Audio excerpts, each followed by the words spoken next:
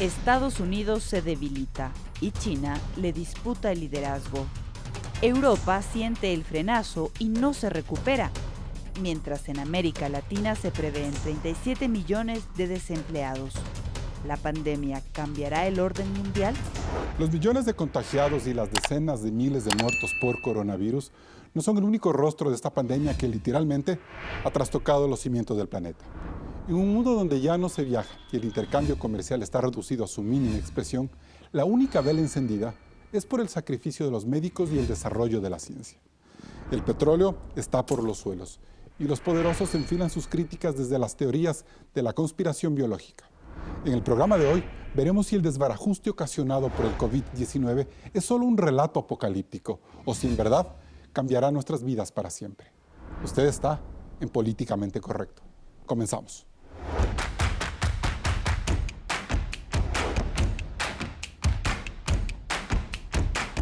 Hoy nos acompañan desde Vancouver, Canadá, Grace Jaramillo, profesora de la Universidad de British Columbia, experta en temas internacionales y articulista de Diario El Comercio. Desde Londres, Reino Unido, está Inti Grönberg, científico ecuatoriano. Fue designado inventor del año 2018 en América Latina por el Instituto de Tecnología de Massachusetts, doctor del Imperial College London. Y desde Houston, Estados Unidos, está Francisco Monaldi, venezolano, economista y experto petrolero, profesor en Rice University y también en Harvard. Gracias por acompañarnos un nuevo domingo a Políticamente Correcto. Hoy queremos abrir una ventana hacia el exterior y entender cómo el coronavirus ha puesto de cabeza al mundo, no solo en la parte sanitaria, sino también en los escenarios políticos, económicos y energéticos. Para tal efecto, me honro contar con un panel de primer nivel con el que descifraremos este complejo momento. Claudia.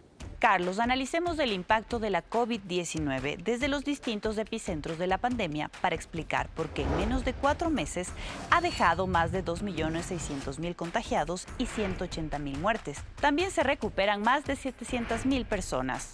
El primer brote surgió en Wuhan, China, en diciembre, pero fue a mediados de enero cuando el mundo palpó la agresividad del nuevo coronavirus en Asia. Singapur, Tailandia, Taiwán, Corea del Sur y Japón reportaban los primeros casos. Y China, para el 11 de marzo, tenía más de 80.000 infectados y 3.000 muertos. El aislamiento paró la economía y afectó a los países que le proveen de materias primas. La OMS declaró la pandemia el 11 de marzo. El segundo impacto se produjo en Europa desde finales de febrero. Italia, España, Francia, Alemania, Reino Unido y ahora Rusia han visto contagiar a casi 900.000 personas y morir a otras 87.000. En este continente el confinamiento fue obligatorio. El turismo se vino a pique, la industria aeronáutica se paralizó, mientras los sólidos sistemas de salud de esos países colapsaron. Si Europa entró en crisis, el tercer epicentro en Estados Unidos ha sido doloroso. Solo en la segunda quincena de marzo los contagios se multiplicaron 35 veces y desde entonces ese país reporta más de 800.000 contagios y un pico de muertes por sobre los 42.000 estadounidenses. La COVID también paró la economía y 22 millones de personas buscan un seguro de desempleo en ese país. El petróleo llegó a los valores más bajos en décadas. El presidente Donald Trump anunció el fin de sus aportes a la OMS por la lentitud con la que actuó frente a la pandemia y denunció a China por la falta de transparencia y por haber creado el virus en un laboratorio. Y en medio de este azote, ¿cómo queda América Latina?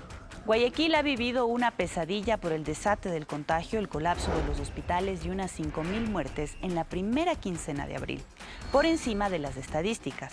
Pero podemos ver, dadas las cifras de Brasil, Perú y Chile, que los casos de contagio podrían crecer en las siguientes semanas. Por todo esto, aún es muy temprano para prever cuándo se controlará la pandemia y todos sus efectos. Carlos, inicias el debate. Bien, gracias Claudia por ese reporte y empezamos el debate dando un saludo a Inti Grönberg. ¿Por qué señala usted que esta pandemia puede cambiar el orden mundial para siempre, sobre todo en lo económico, Inti? Hola Carlos y amigos en el país. Primero hay que empezar analizando que el mundo ya está en un constante cambio, ¿no? Y nosotros nos encontramos inmersos en un cambio de la cuarta revolución industrial, que está manejada por tres principales corrientes, todo lo que son los sistemas ciberfísicos. Hablamos del Internet de las Cosas y por último la última generación de tecnología inalámbrica 5G. Entonces, esto ya venía marcando la pauta hacia dónde va el mundo, ¿no? Lo que esta pandemia va a hacer es que este tipo de factores tecnológicos apunten hacia nuevas aristas que quizás no se veían en el corto plazo, entre ellas, por ejemplo, los temas ya de gobiernos, ¿no? Cómo vamos a empezar a ver a una nueva sociedad en la cual la tecnología va a servir a futuro para mejorar el análisis que tenemos a nivel global de este tipo de circunstancias, incluso a nivel poblacional, lo cual puede tener temas de índole ética, sin duda. ¿Y usted anticipa una crisis del capitalismo en este sentido, como lo conocemos hoy al menos? Yo creo que sí, yo creo que lo que está sucediendo ahora desde el ámbito científico se venía hablando sobre el tema, ¿no? Escuchamos, por ejemplo, que Bill Gates, a partir de estudios de uno de sus think tanks en el 2015, decía que el mundo no está preparado para una pandemia de características similares a las que están sucediendo ahora. Desafortunadamente, el mundo no escuchó. En ese sentido, nos enfrentamos a una crisis como la actual que nos ha hecho ver, por un lado, la desconexión que existe entre lo que menciona ya la ciencia hablaba de este tema, la ciencia también empieza a hablar de el cambio climático y la afectación que va a tener a futuro. Sin embargo, las sociedades, los gobiernos y los políticos en general no supieron responder de forma adecuada. Entonces, probablemente un cambio sea hacia allá, ¿no? A empezar a repensar los modelos de desarrollo considerando estas variables y adicionalmente que el modelo actual que no piensa en consecuencias, un modelo actual de lineal, de consumir, producir y arrojar, tiene ya su fecha de Bien, caducidad. perfecto. Tenemos que repensar. Y sobre eso vamos a seguir hablando. Gracias, Inti. Francisco Monaldi, ¿podemos ser tan categóricos como para hablar de un colapso económico ahora y de recesión global en pocos meses más con lo que ha significado esta pandemia? Bueno, lo que hemos visto ya nos indica que la mayor parte de los países del mundo van a entrar en recesión este año. Ya prácticamente todos están en recesión. La pregunta es, las incógnitas, es qué tan profunda va a ser esta recesión, qué tan rápida va a ser la recuperación y eso es muy difícil de predecir en este momento, pero lo que ya vemos es que, por ejemplo, en América Latina se pensaba que iba a haber un crecimiento positivo relativamente bajo y ahora estamos hablando de menos 6% del Producto Interno Bruto en la región, o sea, una situación bastante severa. Pero usted habla de recuperación, pero esa recuperación a la que usted apunta va a ser bajo el mismo paradigma que los vivimos ahora, es decir, que se recupere el petróleo, que se recupere, no sé, los símbolos de la economía actual, el capital financiero, etcétera, y no otros aspectos importantes cuando vemos que ha caído el turismo, que cae la industria automotriz. No sé, ¿cómo entender esa recuperación bajo las nuevas condiciones que te plantea la enfermedad? Sí, bueno, primero hay grandes incertidumbres sobre cómo va a ser la reapertura de la economía y qué tanto tiempo se van a impactar ciertos sectores como el turismo, la aviación y muchos otros, ¿no? El sector en que yo trabajo, la educación, ¿no? Vamos a poder volver físicamente a dar clases, ¿cuándo va a ocurrir eso? Yo creo que en algunos sentidos hay cosas que, digamos, van a volver a cierta normalidad eventualmente. Por ejemplo, si llegamos a tener una vacuna, muchas cosas pueden volver a normalidad, pero estoy totalmente de acuerdo con Inti que esto va a tener, sin embargo, impactos estructurales, va a acelerar ciertos cambios, va a hacer que ciertas cosas se vean, se perciban de manera diferente. No soy muy optimista sobre que los sistemas políticos sean capaces de prevenir cosas equivalentes en el futuro, pero al menos este tipo de cosas sí creo que la vamos a aprender a enfrentar. Una pregunta final muy corta, Francisco. El símbolo de esta caída económica es el derrumbe del petróleo. Se acabó la era del petróleo y de todo el poder que se gestaba alrededor de este commodity, y eso será la nueva marca del futuro. Yo no creo que inmediatamente se acabe, pero como tú sabes, ya estábamos inmersos en una transición energética que es necesaria para el gran reto que tenemos, que es el tema del cambio climático, y es posible que esto en algunas áreas acelere ese cambio. Pero sin embargo, no es que, digamos, mañana ni en la próxima década el petróleo va a dejar de ser la fuente más importante de energía, pero puede acelerar esa transición. Perfecto. Grace Jaramillo, y por todas estas razones que nos ha presentado Inti, Francisco, ¿podemos hablar de que se está gestando un nuevo orden mundial en lo político? ¿China se impone a Estados Unidos, por ejemplo? Yo creo que hay que hacer dos escenarios. El primer escenario es que estábamos ya en un mundo que se estaba cerrando dramáticamente debido a la competencia entre dos poderes, los superpoderes mundiales, China y Estados Unidos. Y en ese entonces, en el peor momento de esa competencia, que fue principios de enero, principios de febrero, donde ni siquiera se terminaba de implementar el tratado comercial entre los dos, empieza toda esta pandemia. Entonces, el primer escenario es un escenario simple en donde hay una suerte de o vacuna o algún remedio paliativo que nos haga olvidar de toda esta pandemia en, digamos, 1 o 2 años. El segundo escenario es mucho más dramático.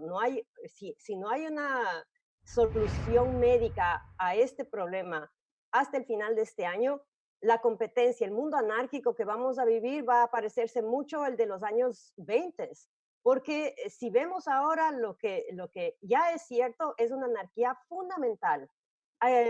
Aquí hemos hecho algunos análisis, por ejemplo, de cuáles son los casos. El primer escenario en ese de competencia es que ya que los dos poderes más importantes del planeta no están funcionando y no están dialogando y no están coordinando, algunas otras cosas no funcionan. Por ejemplo, el Fondo Monetario Internacional, por ejemplo, la Organización Mundial de Comercio. No hay coordinación entre bancos centrales, lo que es más grave. No se ha podido reunir a coordinar la economía. El grupo del G20, por ejemplo. Se han emitido comunicados, eso sí, muy leves, pero no está funcionando el sistema internacional Grace, como debería, precisamente por una competencia global. Y entonces, sí, el escenario puede ser muy dramático. Grace, y en ese sentido podemos decir o anticipar o prever que Estados Unidos es el país más golpeado en temas de salud y economía y en tema político. ¿Se está llevando la peor parte el gran imperio norteamericano?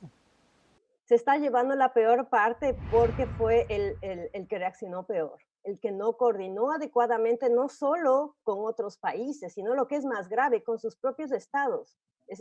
Lo que hemos vivido en este mes y medio es un escenario donde el gobierno federal, liderado por Donald Trump, ha estado en plena competencia por espacio, por políticas, por incluso ayuda con los estados de la Unión. Y si ni siquiera ha habido una claridad de cómo manejar la crisis dentro de Estados Unidos, definitivamente Estados Unidos no ha podido liderar ningún esfuerzo internacional excepto peleándose con China. Perfecto. Y eso ha sido gravísimo porque las ayudas se han dilatado. Bien, con estas primeras reflexiones nos vamos a un corte comercial. Seguimos hablando de geopolítica, pandemia y crisis económica. Recuerde que este programa se retransmite en Radio Suceso 101.7 FM Quito. Este programa también está en vivo en Facebook en la página oficial de Ecuavisa. Luego del corte seguimos con más coronavirus, la pandemia que cambió al mundo. Seguimos en Políticamente Correcto. Grace Jaramillo, con la lectura que nos diste en el bloque anterior, ¿podemos anticipar tal vez que a Trump se le complique las elecciones de noviembre próximo para ser reelecto? Por supuesto, yo creo que va a ser definitivo que pase en los próximos meses con las pruebas, con la reapertura. Si algunos estados aceleran la apertura, como ya se está viendo en este momento, es muy posible que haya un rebrote dramático con un elevado número de muertes y en ese caso su reelección estaría definitivamente comprometida. Pero por ahora, de lo que se sabe es que está en serios aprietos para poder reelegirse. Una segunda, sí. Yo no soy muy confiada de eso porque él siempre ha demostrado ser un ser que es capaz de transformarse y de jugar un truco al final de la esquina, pero no sabemos.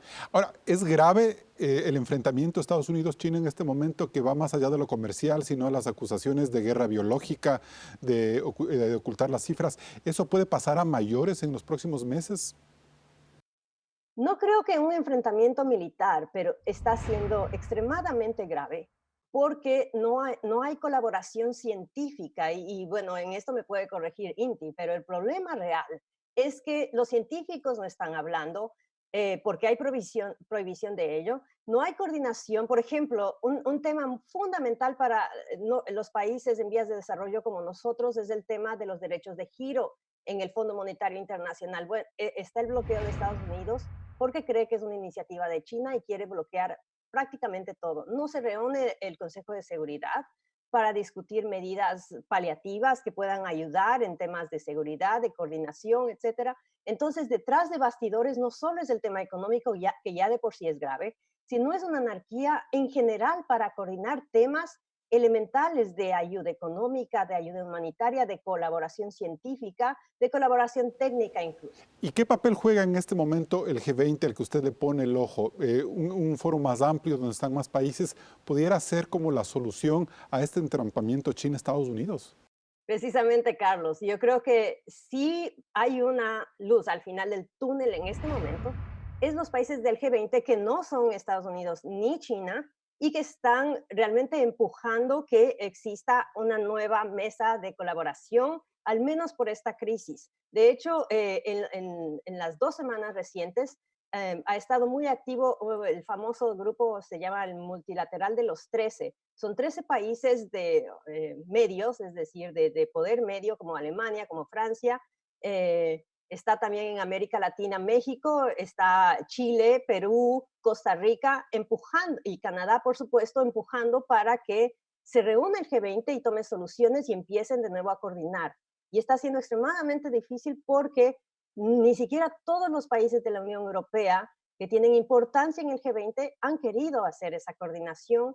Y en América Latina es también difícil porque Brasil, por supuesto, no ha estado en esta presión. Brasil es otra cosa. Bien, gracias, Grace. Francisco Monaldi, ¿en realidad China podría desplazar a Estados Unidos en el orden geopolítico económico a futuro? ¿Puede ser el que se imponga y desplaza a Estados Unidos por la crisis que nos ha narrado Grace?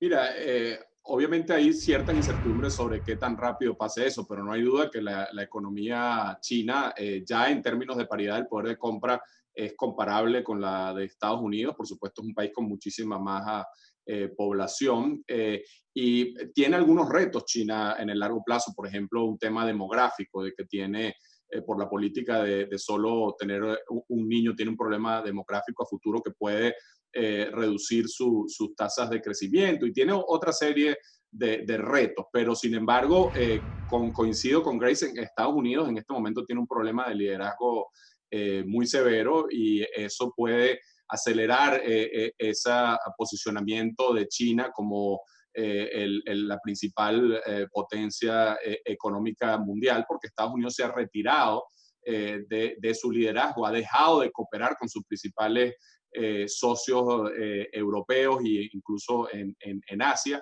Y eso obviamente hace muy difícil que Estados Unidos mantenga, digamos, el rol que había tenido hasta hace poco. Está por verse, por supuesto, si hay un cambio político en Estados Unidos con la elección de este año, si esa situación al menos mejora. Ahora, China por... Yo solo quería acotar algo en este sentido y solo apoyando a lo que dice Francisco, tanto es así que en estas semanas cruciales de luchar contra el COVID, China ha tenido más efecto y más impacto en coordinar con Japón y los países del sudeste asiático, políticas, ayuda económica y además la vuelta a la manufactura, es decir, reactivar las empresas, que con sus socios del occidente. Sí, Francisco, y precisamente por eso, el hecho de que China es una gran fábrica y que en este momento está proveyendo de mascarillas, de insumos médicos a todo el mundo, ¿le puede eso permitir tener un mejor posicionamiento económico y de liderazgo político frente a Estados Unidos, entonces? Porque parece que Estados Unidos no está poniéndose a la altura de estos desafíos que ya van más allá de lo político, sino de lo económico y de la capacidad logística de hacer frente a la enfermedad. Así es, Estados Unidos se está volcando hacia adentro, ya con la administración Trump esta visión nacionalista, antiglobalización se estaba imponiendo, y por otro lado, China es cada vez más asertiva en su inserción internacional con las iniciativas que está haciendo de infraestructura en el mundo entero. Y como tú dices, en esta coyuntura específica, China está haciendo un esfuerzo que Estados Unidos no, porque Estados Unidos está más bien tratando de manejarse de una manera, lo que está haciendo es parando la inmigración, acusando a China de ser el culpable, no está asumiendo el liderazgo que tradicionalmente Estados Unidos había asumido en crisis de este tipo y como coordinador mundial en este tipo de situaciones. Perfecto, muchas gracias. Y Inti, para concluir este bloque, ¿cómo queda Europa frente a este problema entre China y Estados Unidos? Europa está muy golpeada, con muchos muertos, con unos estados de bienestar que están a punto de colapsar por el sistema de salud. ¿Cómo mira usted esta realidad? Bueno, primero hablar del conflicto entre los dos países, entre Estados Unidos y China. Hay algo adicional que hay que poner en la mesa, que es el tema de quién genera la tecnología y quién produce la tecnología. Entonces, la mayor parte de patentes a nivel internacional de desarrollos tecnológicos todavía se encuentran en Estados Unidos, todavía se encuentran en Europa.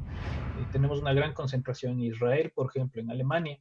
Entonces, si bien es cierto, se puede dar una aceleración a nivel económico en esta lucha comercial Estados Unidos y China, no es tan sencillo tampoco que se dé un cambio en el corto plazo, ¿no? Esto va a tener que tomar varios años. Construir un sistema de desarrollo como el que tiene los países en Estados Unidos o en Europa no es tan sencillo y China todavía está en ese proceso. A nivel europeo, bueno, vemos un tema muy claro que ha habido una respuesta también individual. No han logrado los países europeos todavía, están dentro de esas discusiones a ver si pueden tener una respuesta, sobre todo en lo económico, como bloque, pero desafortunadamente no se ha dado hasta el momento. Entonces empiezan a emerger los liderazgos locales, ¿no? Alemania está haciendo un trabajo que está marcando el referente a nivel europeo una vez más. Pero una Alemania en recesión, Era una Alemania en recesión. Sí, pero... Y frente a una Unión Europea desunida. Pero en este sentido... Sí. Es correcto, Carlos. Sin embargo, en esta crisis global pandémica está redefiniendo ciertos esquemas. Y uno de esos es el gobierno alemán está saliendo, creería yo, fortalecido, puesto que ellos han tenido una mejor respuesta en comparación con los otros países. Tienes un Reino Unido que desafortunadamente no apuntó de forma correcta a la estrategia. Sale bastante complicado, sigue complicado con el tema. Vemos otros países en Europa igual sin un norte claro y en realidad quien está tomando la pauta, bueno, los países nórdicos también tienen ciertos casos positivos de cómo manejar la pandemia, pero en realidad Alemania es quien está marcando pauta y el resto de países europeos están regresando a ver qué está pasando en Alemania para empezar a adoptar medidas de igual forma. Entonces, probablemente esto fortalezca a Alemania luego del tema de esta crisis, ¿no? Perfecto, bien. Nos vamos a un siguiente corte comercial. Seguimos en Políticamente Correcto. ¿La pandemia del coronavirus marcará el fin de una era? ¿Es hora de hablar de la desglobalización? Son dudas que despejaremos luego del corte aquí en Políticamente Correcto. No se desconecte. Expertos en todas las áreas, economía, política, ciencia, medio ambiente, salud, comunicación, etc., aseguran que el mundo no será el mismo cuando termine esta pandemia. Todos los habitantes del planeta, de una u otra manera, estaremos afectados, por lo que es momento de debatir sobre la necesidad de reinventarnos. ¿Qué costumbres acabarán y cuáles son las nuevas opciones? Veamos. 1. ¿El fin de la globalización? La globalización hizo sociedades modernas y conectadas. Aceleró las tecnologías y el intercambio económico, académico y cultural entre todo el mundo. Pero ahora que las fronteras están cerradas y el mundo está en cuarentena, ¿se iniciará una suerte de desglobalización? 2. Nuevas prioridades de consumo. Industrias relacionadas a la ciencia y medicina serán los nuevos sectores estratégicos y repuntarán en esta nueva era. La producción de insumos de protección como mascarillas y medicamentos serán los más demandados. Según medios europeos, la industria china saldrá ganando al ser el mayor exportador de estos insumos. 3. Importaciones y exportaciones. Como las prioridades irán en torno a la salud y la tecnología, los sectores de la moda, los autos, la aviación posiblemente perderán importancia global. No volverán a tener los altos niveles de ganancia y será necesario que den un giro. 4. La decadencia del turismo. Sin duda será uno de los sectores más afectados. Mientras no exista una vacuna efectiva contra el coronavirus, muy pocas personas se arriesgarán a viajar para conocer el mundo o para hacer negocios. Además, la situación económica de los hogares limitará esta actividad. La alternativa podría ser reactivar el turismo local. 5. Un alto a la migración. Por un buen tiempo la migración no será la opción prioritaria en busca de un futuro mejor. Será difícil salir de los países y buscar otros destinos. El mundo estará golpeado por la falta de trabajo y dificultad de garantizar a los extranjeros servicios de salud. 6. Consumo local. De las cosas buenas y que hay que fortalecer durante la pandemia son las industrias locales que serán la principal fuente de abastecimiento en todos los ámbitos alimenticio, de limpieza y desinfección. 7. Redes sociales e Internet. La globalización nos ha dejado un legado valioso. La Internet y las redes sociales son las herramientas más importantes para trabajar y sobre todo para estar cerca de los seres queridos. ¿Estamos listos para resetear el mundo? Inti Grönberg, ¿estamos listos para hacer ese reseteo tomando en cuenta de que el cambio de paradigma que plantea Claudia Roura en su video podría ser la forma más amable de anticipar la pobreza en países como los latinoamericanos, que quizás son los más rezagados en innovación y en investigación científica? Bueno, va a haber sin duda cambios, Carlos, en este sentido, y uno es que la globalización como se conocía antes de una innovación distribuida, una innovación en la cual habrían colaboraciones entre empresas de varios países generando tecnología, sin duda se va a redefinir. Vamos a empezar a ver que esto se va a dar por bloques, considerando bloques, por ejemplo, de nuevas colaboraciones entre países. Sin duda la parte tecnológica va a avanzar.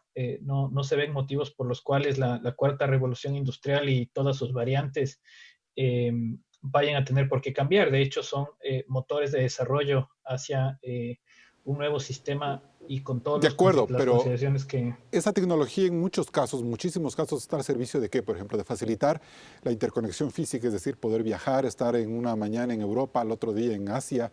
Eso se va a mermar, el turismo es quizás el más golpeado. La tecnología, del intercambio comercial también podría generar problemas, porque lo que estamos viendo es que hay una suerte de cierre de fronteras a nivel mundial. ¿Eso también afecta a la tecnología, este momento como la tecnología se está organizando y está mirando el mundo? Es difícil que eso suceda porque los estados ya invierten en desarrollos tecnológicos. El mundo ya tiene una apuesta hacia varias corrientes, ¿no? Con la con la cuarta revolución industrial, las tecnologías 5G, las tecnologías de Internet de las Cosas, las tecnologías de robótica.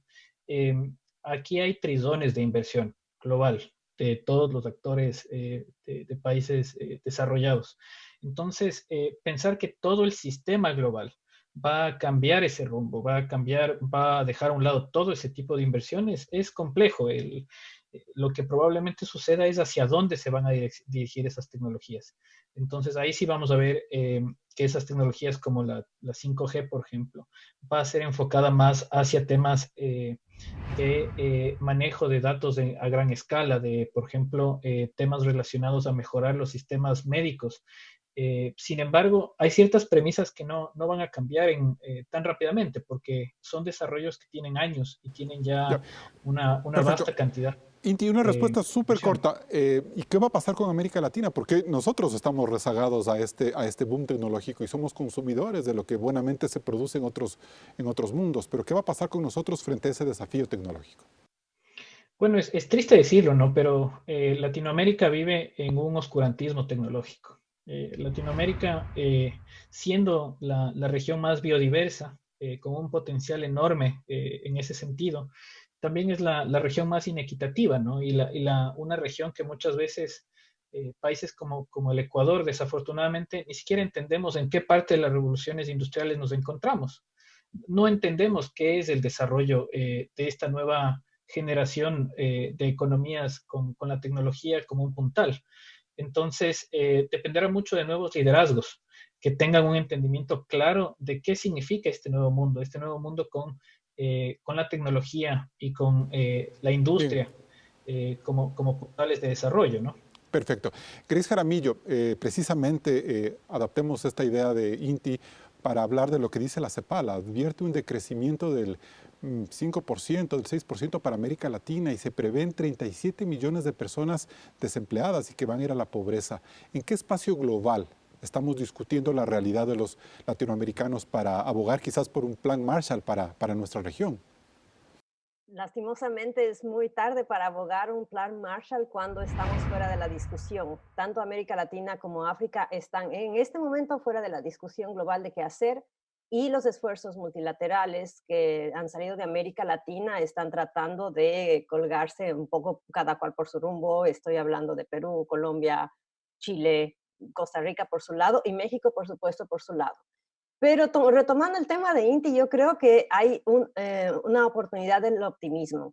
Y yo lo escribía en este domingo en un artículo. El tema es usar esta oportunidad para avanzar hacia economías coordinadas. Hay que empezar a reconstruir todo desde cero. En Ecuador, por ejemplo, podemos empezar a hacer revoluciones industriales pequeñas, colaborativas entre privados, pequeños campesinos, pequeños productores, pero América Latina tiene que empezar a coordinar económicamente sus paquetes para prevenir precisamente una vuelta a los años 20 y una vuelta a una desigualdad rampante económica. La mala noticia es que veo muy pocas iniciativas en ese lado. Algo lo estaba haciendo la Alianza del Pacífico, pero con toda esta crisis de liderazgo internacional y además dentro mismo de América Latina, las divisiones no nos han hecho ningún bien, porque no hemos avanzado a hablar de lo que realmente es importante, de cómo hacemos que América Latina se enganche en la discusión global, se enganche solo en la discusión de Asia-Pacífico. Ahora, estos 3 años que he estado estudiando el Asia-Pacífico, es dramático cómo solo un par de países están enganchados en las cadenas globales de valor del Asia-Pacífico. Y Ecuador no es. No, y tenemos un problema con Brasil, con un líder que está pensando solo en su metro cuadrado de administración. Tenemos un líder mexicano que tampoco logra entender los desafíos del mundo. Tenemos unos problemas en Colombia, toda una crisis en Chile. Entonces es completamente difícil pensar un gran liderazgo. ¿Hubo antes ese liderazgo con los socialistas, por ejemplo? No necesariamente. El problema es justamente de América Latina es mantener el liderazgo y mantener la coordinación y la cooperación más allá de si es izquierda y derecha, si son populistas o no populistas.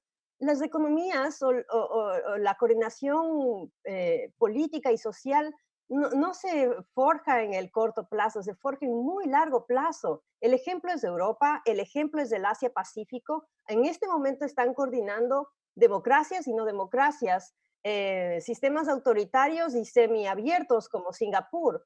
Ese es el reto de América Latina, olvidarse de los gobiernos y pensar a construir en el largo plazo. A mí me gustaría acotar algo a lo que dice Grace porque es bastante interesante, ¿no? La discusión en los países latinoamericanos, en el Ecuador, por ejemplo, está basada en, tenemos una mentalidad de burbuja. Seguimos discutiendo las mismas cosas desde hace varias décadas, mientras que el mundo sigue avanzando. El mundo ya tiene una definición de hacia dónde va el desarrollo. Pero mientras tanto, nuestros líderes políticos siguen debatiendo, peleando, ¿no? Y hay un tema fundamental ahí. El futuro, si algo tiene de claro, es la colaboración y la cooperación. Lo que van a hacer las tecnologías y lo que siguen haciendo es mejorar la forma de cómo las personas colaboran. Pero desafortunadamente los liderazgos latinoamericanos se han dado a la pelea, a la discordia, que va totalmente contrario hacia donde van las tendencias globales. Muchas gracias, Inti. Francisco Monaldi, ¿cuál es su apreciación frente a este debate que ha surgido?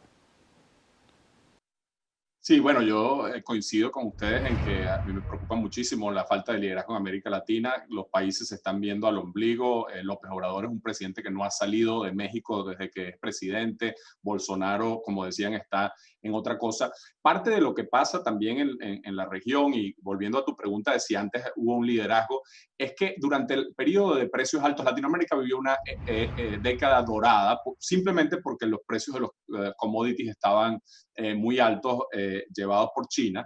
Y esa década ha venido seguida por un periodo de precios de commodities más bajos que ha cambiado radicalmente de tener presidentes populares. Ahora tenemos presidentes típicamente impopulares, de clases medias estar expandiéndose, ahora se están retrayendo. Hay una gran desconfianza en el Estado, hay lamentablemente también una desconfianza en la democracia, que es un caldo de cultivo para populismo de derecha y de izquierda. Y en el medio de toda esta situación tenemos una gran descoordinación, como decían, y una falta de liderazgo en todos los países que hace muy difícil la gobernabilidad en la región. Recuerda que nuestra región ha sido tradicionalmente una región de difícil gobernabilidad. Había estado por un tiempo eso un poco diferente, los presidentes se habían reelegido, etcétera, pero hemos vuelto a esa dificultad y atacar esta crisis, que es la crisis más espectacular que hemos tenido en los últimos 100 años posiblemente,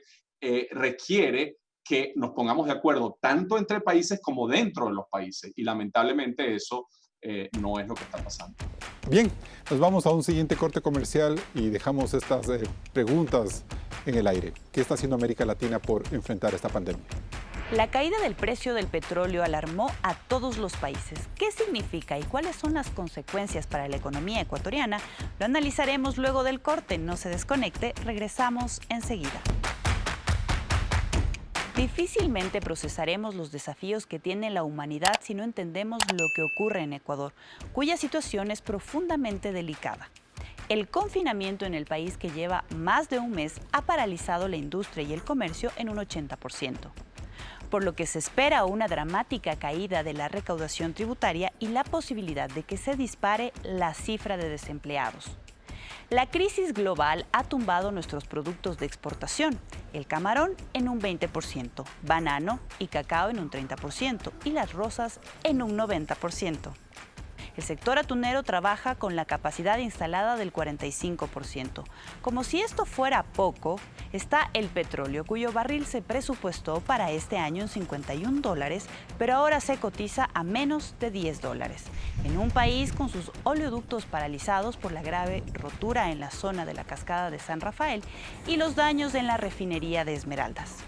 La debilidad del frente externo, que pronostica una caída de hasta el 15% en el envío de las remesas de los migrantes, es de alta preocupación para un país dolarizado que necesita atraer divisas para mantener su economía. Por lo que cabe preguntarse, Carlos, si Ecuador está listo para enfrentar estos nuevos paradigmas. Bien, Francisco Monaldi, partamos del caso ecuatoriano para proyectar un poco lo de América Latina. ¿Cuál cree usted que debe ser, por ejemplo, la prioridad de este momento del Ecuador? ¿Defender la dolarización como la pieza central de su economía? Mira, es una situación muy difícil porque obviamente la dolarización ha sido algo que ha permitido a Ecuador evitar los males típicos de América Latina, de inflación, déficit recurrentes, etcétera. Pero ciertamente hace el país vulnerable para una situación como la que estamos viviendo ahorita, en que el sector externo, en que simplemente los dólares no están entrando a la economía, y sin dólares, ¿cómo funciona el Estado? ¿Cómo se pagan los sueldos? Etcétera. Es un tema realmente muy complicado. Yo diría que Ecuador es el segundo país más afectado de América Latina por la caída del precio del petróleo, porque es el segundo más dependiente después de Venezuela. Pero en particular, si uno se pone a ver las políticas que los países desarrollados, por ejemplo, están aplicando, o que incluso algunos países de la región en Latinoamérica, como Perú, están aplicando, que son la expansión fiscal, digamos, para tratar de compensar por la caída económica que produce la pandemia, digamos, con el dinero que han ahorrado, o en algunos casos ya sea deliberadamente o naturalmente, ocurre una devaluación, como está pasando, por ejemplo, en Colombia, que hace más competitivos las otras exportaciones. Si uno ve, Ecuador no tiene acceso y lo otro es, por supuesto, pedir prestado, ¿no? Ecuador lo único que tiene es la posibilidad de que lo ayuden los multilaterales, que algo van a ayudar, pero el tema de endeudamiento externo, el tema de devaluación y el tema de expansión fiscal, en el caso de Ecuador no existen. Entonces Ecuador realmente, y yo no soy un experto en la economía ecuatoriana, se tiene que poner de acuerdo para afrontar estos retos que son brutales y que requieren una acción de corto plazo. O sea, en este momento los políticos están tratando de ponerse de acuerdo para ver cómo paliamos esta crisis con unos proyectos de ley. Pero es el momento de que como ecuatorianos, ¿cree usted que nos pongamos una pregunta bien clara? Es decir, ¿Ecuador puede seguir apostando únicamente al petróleo como eje de su economía con lo que nos está pasando ahora? Vemos que eso nos está cayendo. Posiblemente el petróleo vaya a ser menos importante en el futuro, pero tenemos nuestras exportaciones, bananos, rosas, atún, que tampoco están siendo fuertes. Entonces me da la sensación de que Ecuador en este momento tiene que, no sé si pensar en un nuevo modelo económico. Mira, eso naturalmente va a pasar, porque ciertamente esta crisis va a demostrar lo peligroso que es depender en unos pocos commodities, pero no es fácil, el salto y diversificación de la economía en países dependientes del petróleo es particularmente complicado. Y en eso, como te digo, la dolarización, que ha sido un factor positivo, hace a veces más difícil porque hace complicado ser competitivo en otras áreas que no sean de alta rentabilidad como históricamente es el petróleo. Obviamente en este momento el petróleo no lo es. Y hay que mantener la dolarización, ¿cree usted? ¿Eso es importante para Ecuador? Es una decisión muy difícil. Yo no soy experto en la macroeconomía ecuatoriana como para tener una opinión, pero creo que va a ser bastante complicado hacia el futuro mantener la dolarización, a menos que se tomen decisiones muy radicales en el funcionamiento interno de la economía que permitan ajustarse a esta crisis tan brutal. Si el país no se pone de acuerdo en medidas muy serias, yo creo que va a ser muy difícil mantener la dolarización. Grace Jaramillo, muchos líderes políticos le han exigido al presidente Moreno que pida a través de su embajador en Estados Unidos, Ivonne Baki, una ayuda directa y especial de Trump para Ecuador. Incluso hablan de una línea de crédito de unos $7,000 millones que podría ser muy fácil de que llegue y sostenerle al Ecuador de esa manera. ¿Usted cree que eso es posible, dados los buenos mensajes que se dieron unos meses atrás en la visita de Moreno a la Casa Blanca? Sinceramente no creo que es posible, en parte porque el Ecuador ha sido muy lento en negociar esos buenos augurios y buenos auspicios y la buena vibra que se puede decir ocasiona esa visita. Mire, solo en el tema de cooperación internacional al desarrollo, solo para dar un ejemplo pequeño, ya del Congreso depende, no precisamente de Trump, pero del Congreso, tanto de la Cámara de Representantes como del Senado, depende cuánto llega al Ecuador. Lo que se envió al Congreso es para el 2020 apenas $18 millones, apenas 5 para desarrollo económico, 5 para refugiados y 8 para el combate al narcotráfico. Para el 2021 apenas se ha pedido, o sea, eso es lo que está ya en el Congreso solicitado y pedido para el Ecuador, $27 millones. Para poner un ejemplo, El Salvador recibe $45 millones solo para desarrollo económico. Nicaragua, con todo y el régimen sandinista, recibe 11 millones solo para desarrollo económico. Y Colombia, nuestro vecino, recibe $187 millones. Yo creo que Perú, por cierto, es 41 millones, Claro. 41 millones de dólares. Yo sí creo que el Ecuador debe hacer mucho más. No solo depende de Trump.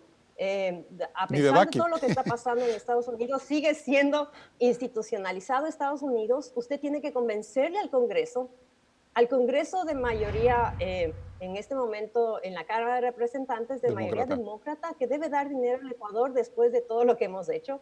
Es muy difícil y no se trata solo de los buenos auspicios. Tenemos que tener un tratado de algún tipo para que eso llegue. Pero eso se va a bloquear con esta crisis. Yo creo que eso está pospuesto. México, sí, o sea, bueno, se ha reducido dramáticamente el dinero de cooperación al desarrollo en general en Estados Unidos con Trump. Ese fue el anuncio. Por eso se llama América Primero, America First. Y el dinero para desarrollo se ha reducido dramáticamente. Recordemos que la única vez que dio un préstamo especial Estados Unidos a un país fue México, después de firmado el TLC con México en 1994, cuando la crisis del peso fue 4.000 millones de dólares. Pero fue una circunstancia especial, era su vecino, se le venía una Claro, crisis migratoria bien, fenomenal. Es decir, no es realista pensar que eso va a pasar así. En el mejor de los casos deberíamos aspirar al menos, pero por mínimamente subir ese dinero de cooperación, que apenas para este año iba a ser 18 millones, al menos al nivel de Perú, que es 41 millones perfecto. de dólares. Gracias, Grace. Inti Gromberg, yo veo una gran ventaja en Ecuador en este momento, que es su capacidad de producción de alimentos. Volvernos a una agricultura más fuerte, técnica, a la agroindustria, ¿será quizás la nueva forma de insertarnos en este orden mundial que todavía es incierto, pero que va a cambiarnos? Y por supuesto que sí. El Ecuador tiene, y los países en Latinoamérica, si bien es cierto, esta crisis va a afectarnos de forma bastante grave, también da oportunidades. Y una de esas oportunidades es, eh, podemos empezar a repensar los modelos de desarrollo basado en los aprendizajes de otros países. Las revoluciones industriales que se dieron en Estados Unidos y en Europa no fueron sin consecuencias, no tuvieron consecuencias medioambientales de gran impacto. En ese sentido, la región todavía tiene una oportunidad de repensar su modelo de desarrollo, pensar cómo generar una mejora de industrialización.